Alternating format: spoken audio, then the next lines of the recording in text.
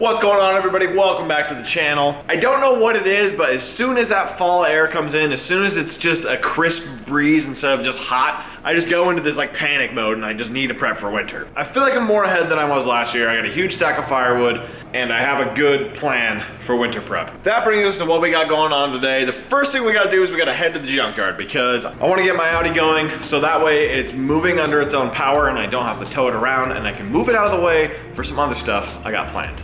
With that being said, let's hop in the car, go to the junkyard. Alrighty, we're at the yard.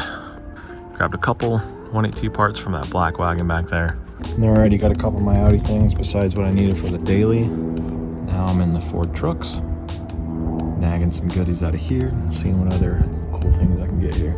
Alrighty, let's go over the junkyard score. So firstly, let's talk about the Audi parts I got here. New power steering line. I ended up losing this fitting because I had too many cars, too many Audis, you know, so it was a struggle. And I ended up cutting the hose on one of the cars. I can't remember which one I did, but either way, I have the full hose now. I also got a coolant reservoir that is really clean, in really good condition, which is kind of nice. Those are always hard to find. And the main reason I went was a little fitting.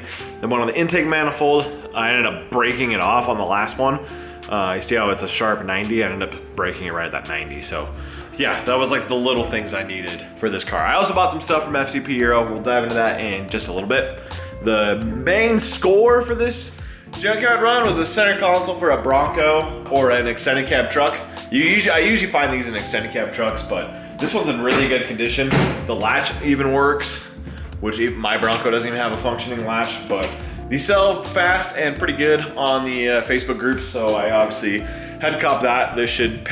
Selling this should pay for the entire junkyard run and then some. Since this Audi's kind of been the filler episode material, I usually only pull this out and start tinkering on it when I don't have another major project going on, but it's something I can still film, something I can still bring a video out to you guys. And it's gonna be a car that hopefully I really enjoy driving like my 36 was. For those of you that are actually following along on the channel, I did sell my E36 and there's kind of a void missing in my heart now. I didn't realize how much I drove that car. For the 5 years I've owned it, it sat for a year, but for the first 4 years of I've owned it, I took that car out a lot and I ripped the canyon a lot in that car. That car was it was just a ripper and I need a ripper again in my life. This should be a fun change of pace. I gotta do a couple other things to it, but it is a turboed 4-cylinder. That should be fun, especially now that boost season's coming up. Yeah, I am gonna be that guy. My turbo this big means I am excited for boost season. Deal with it. This was John's old project car, so there's a tuned ECU, there's a high flow cat. This thing's gonna be fun kind of out of the gate.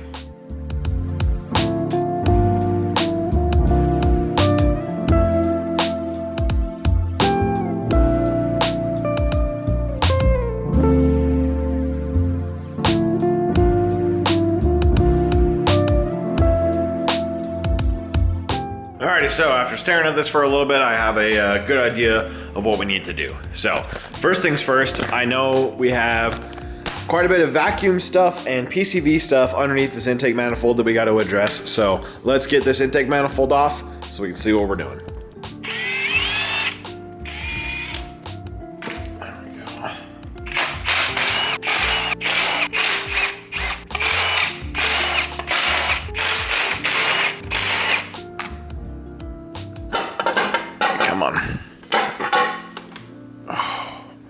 So I took this harness up a lot. There was a lot of extra stuff in here that we don't need. I zip tied it to the coolant line, so everything's nice and tucked. It'll look really clean and hidden. We gotta do the PCV hose. It comes up here and then goes and ties into these two. All right, diving into some of the PCV kit parts I bought off FCP. I wish there was a place like FCP for American vehicles, like for my Bronco. They have like every part I need that's like OE or the manufacturer that made the parts for the OE, and they're all lifetime warranty. Great company. Anyways, got a PCV rebuild kit, couple pieces here, and this hose here. Got most of the excess PCV and coolant piping here. I need to kind of piece it together. I got a diagram laid out here. This should give me some answers. It's definitely not quite the same thing, but it'll work. We'll tinker with it. I'm gonna just kind of start piecing this together and see where she goes.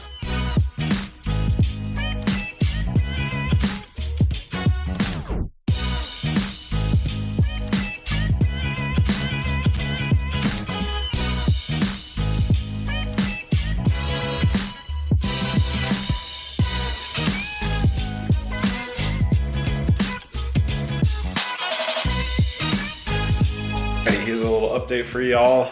Made quite a bit of progress. Let's dive into it. So, as you can see, I got the intake back on. I got the coolant pipe in. I ran some more vacuum lines. Finished the PCV underneath. Let's try and make sure you guys can see. So we got the crankcase breather back here, going up to the T up here. That goes to a hard pipe that's really hard to see, but then ties into the breather on the head and then goes down the pipe into the intake. But it also does tee off into the intake manifold here. We'll see if that's the right way of doing it. I'm not entirely sure. I think I'm gonna go to the junkyard tomorrow and get a couple things. Like I cut this random pipe, and I think I cut some things down on the intake box that I got down there. I'm gonna spend a little bit more time on this, figure out exactly what I need to the junkyard. Then I'll go there first thing in the morning, and then we can come back and really dive into this tomorrow. Alrighty, we are back at it. Hit the junkyard this morning, got a couple good parts that we need. Hopefully that's all we need. Talked to John last night. The PCV routing was incorrect. I actually need to get rid of that T because we removed some things that aren't there anymore. I need to take the intake manifold back off and tinker with that a little bit more.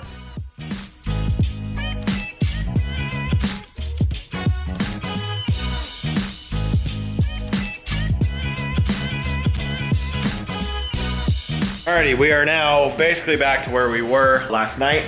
Before we go any farther, I gotta do the timing belt, so then I can put the AC compressor back on and work on this side. Once we have all the upper parts buttoned up, we'll put the front end on. So let's dive into this timing belt.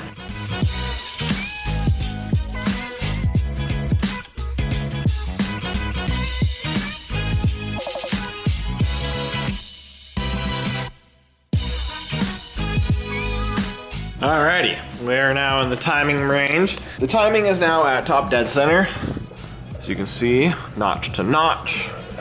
And this one's a little more difficult to see, but notch to notch. This timing belt actually looks like it's in really good shape. Everything's factory Audi, so Audi marking there. I think there was an Audi marking on the tensioner. The belt's stamped Audi as well. This engine came out of that red parts car, right? And the dude said he never did the timing belt. I can't remember how many miles are on the engine, and I was like, okay, it's due for a timing belt, but this timing belt looks like it's in really good shape. Water pump is a really bad culprit, and you see that one's also stamped Audi, but they're plastic impellers. For the coolant side, it's a plastic pump. Those are what's actually known to fail timing systems because plastic deteriorates and then the pump seizes and then it shreds your timing belt and bends your valves and destroys your engine. The upgrade is to go with a metal impeller, which I have one on the parts block back there, the engine that this came out of. It's kind of a bummer because this is like, it's in really good shape. It's got signs of giving out. Let me show you. So you can kind of see the ribs. Oh yeah. Yeah, you can see the ribs, which is usually not what you can see on a brand new belt. And then usually you can also see some cracking on this, but honestly, I don't really see that. This belt looks to be in really decent shape. But since we're here, since the front end's off, since I can access all this, I'm just gonna do it because you gotta take the front end off to do this job. The front end's off. Yeah, let's do it. Let's tear this out.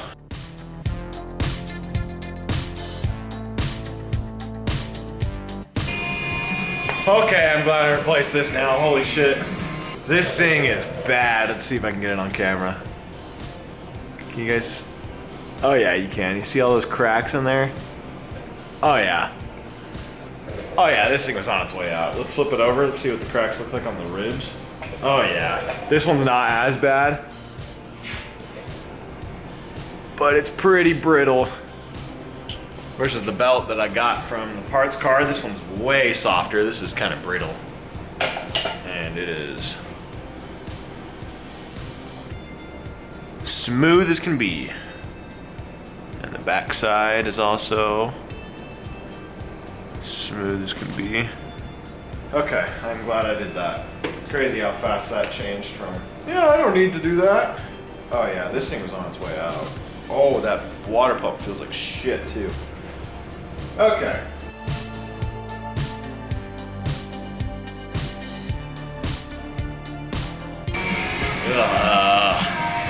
That does not feel good. All right, here's the metal one. Spins a lot more freely.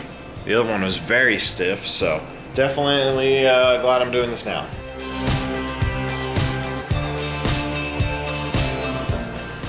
Okay, so there's a few different options for timing belt tensioners on this. There's a few companies that make manual ones. I was gonna pick one up from a local company called Integrated Engineering, but they discontinued them. I was gonna pick it up locally, so I found that out Thursday. So I don't really have much options but to run one of the homemade manual tensioners that we got on John's built motor, which is this thing right here. It's gonna work. It's gonna be probably pretty freaking reliable. Let's see what happens.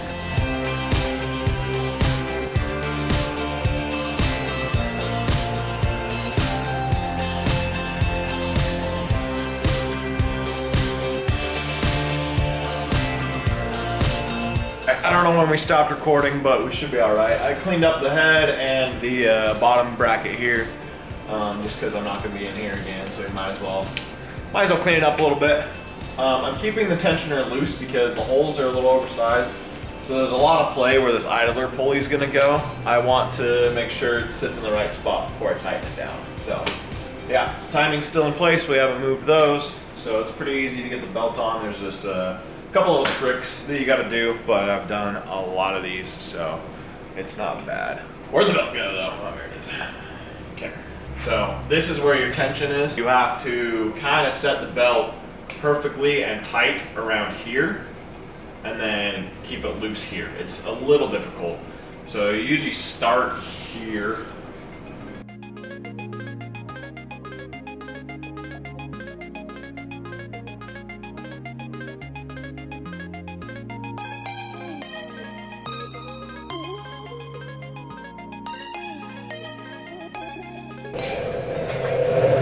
I'm gonna spin it a couple times, make sure it's still back in time, and we'll go from there.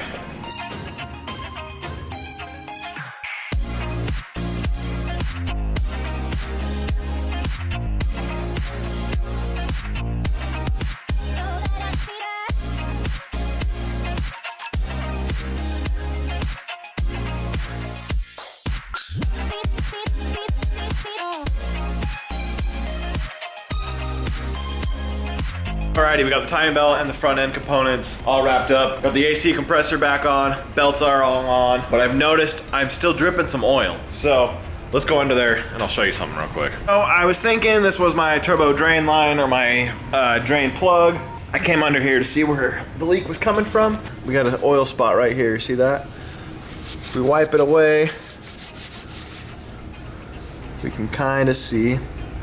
Not kinda, you can see that there's a crack in the oil pan because it's already building back up. So, this oil pan's cracked, which is extremely unfortunate because those oil pans are a pain to replace with the motor in the car.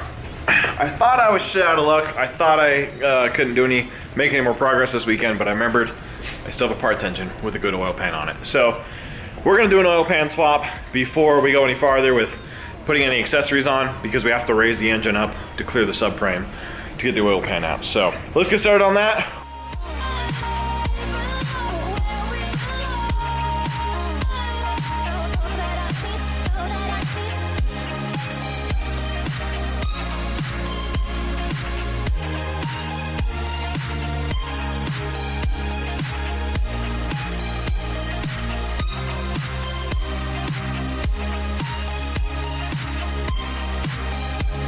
Alright, well the camera stopped recording probably forever ago, but we got it out.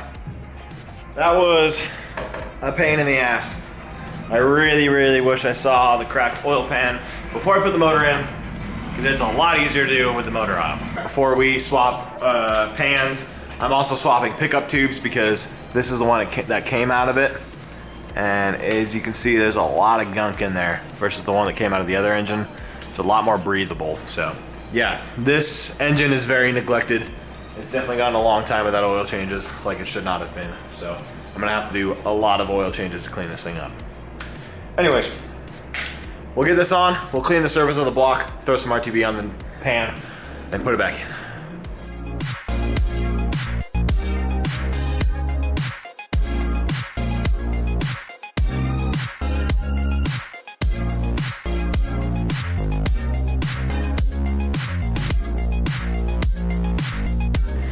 Alrighty, we are ready to put this pan back on. I gotta RTV it and then stick it back in there.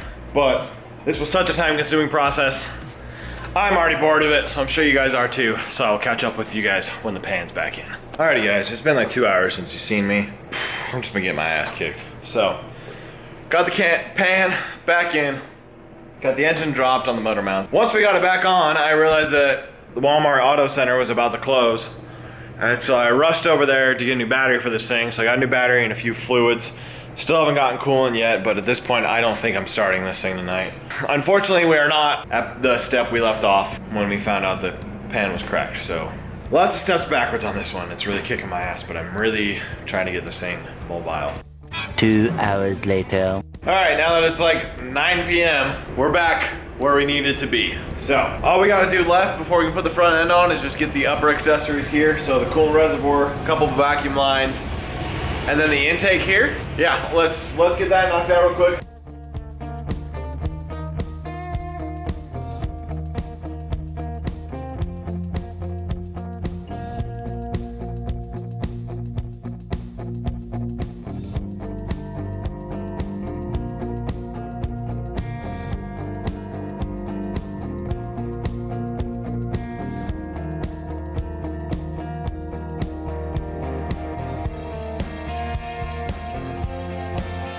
All right, we have the little vacuum lines hooked up around here. We had to get the wastegate and the line that comes directly off the turbo to go to this little valve here. And now we just got to get the vacuum line to the diverter valve here. Then after that, we can put the front clip on, which is really exciting.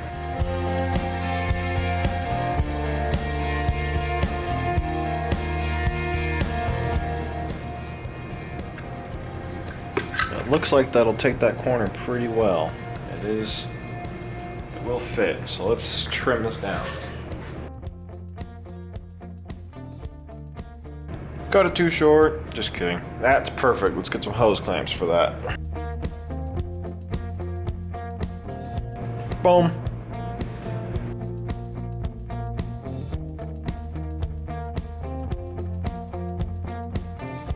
Alrighty y'all, we are finally at the point where we can put the front end back on this thing. But I'm gonna wait it out till tomorrow. The front end needs a little bit of work. The whole front clip needs a different harness. I got one out of the parts car, but I gotta be kind of meticulous and make sure everything gets clipped on right. Because when John was in possession of this car, he actually had the front clip harness get caught in the fan and shredded a lot of shit. So it's a lot of miscellaneous odds and ends that I think will just be better to finish up tomorrow. So let's fast forward to tomorrow.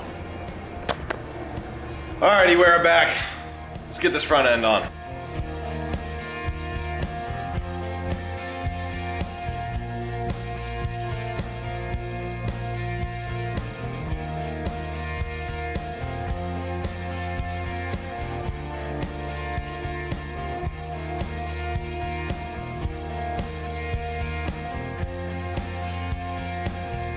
Alrighty, we got the front clip back on. This is so satisfying. I love doing this. It's so crazy how simply these come together. It's really enjoyable. It's why I like German cars. You can take the whole front end off and then the engine can just come out, like straight out. You don't have to lift up and go over anything. It's just simple. It's designed to be worked on. We got all the hoses hooked up here. Got all the electrical for the front clip plugged in. Bam. Nice clean piece of plastic. All the coolant lines are hooked up. Everything's hooked up back here. Everything's hooked up over here. We just got room for the headlights now. And then it's just bumper and headlights, and then we'll be good to go. But before we dive into that, I wanna hook up the battery, clean up this tray, and then I'll probably throw some fluids in this and make sure this thing starts before I go any farther. So let's get going on that.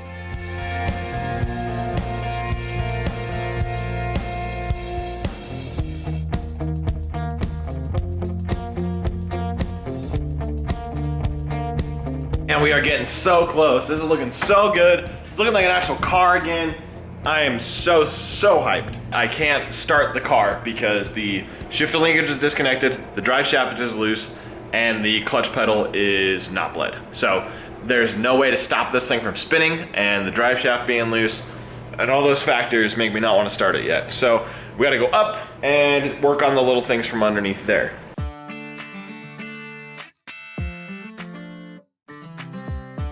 Alrighty, everything underneath is done. I got the clutch bled. But yeah, now all we gotta do left is put some fluids in it and start this thing. So let's get it down, fill her up.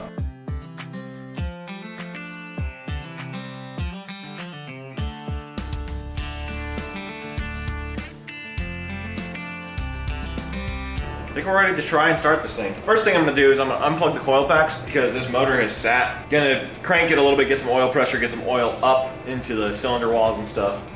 Try and make this motor a little happier. So let's do that first. All right, give her some cranks.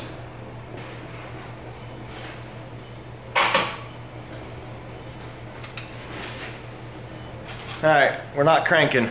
Now I gotta figure that out. Alrighty, I got her to crank. I cranked it a little bit. Plugged the coil packs back in. The ground to the motor mount was a little loose, so I snugged that back up. It might still be a little loose, but it was kind of a weak crank. But now the coil packs are in, so let's see if she starts.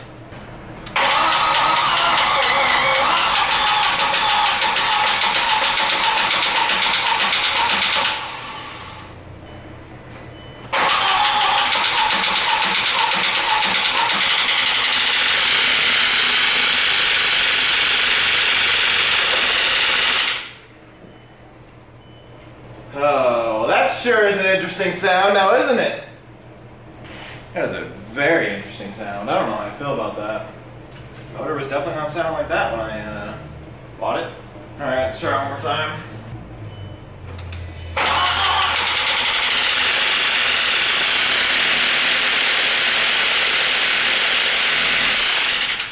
Jesus. This thing sounds like there's fucking sand in it. I don't know if I want to run it like that. That sounds like shit. Well, I can't make it any worse, right?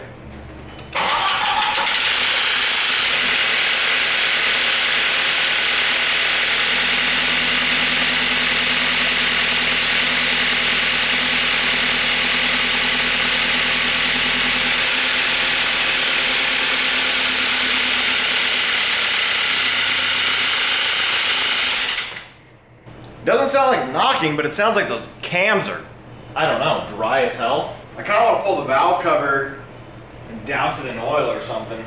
That does not sound good at all. I don't think it's knocking. I think it's way too fast to be knocking, right? It's not idling that fast. I'm really confused because I bought this thing. I ran the engine out of the parts car when I bought it, and it sounded healthy. It's 3:30 on a Sunday. I still have to finish editing this video, and my shop is an absolute disaster. And I still gotta do all my shit before the work week, so I think I'm gonna call the video here and continue to tinker with this during the week where I can. I don't know if I really can. Yeah, massive letdown. I need to walk away. We got it to start, so that's a plus. Might have a bad engine.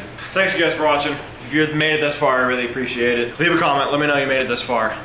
And I'll see y'all next week. Peace.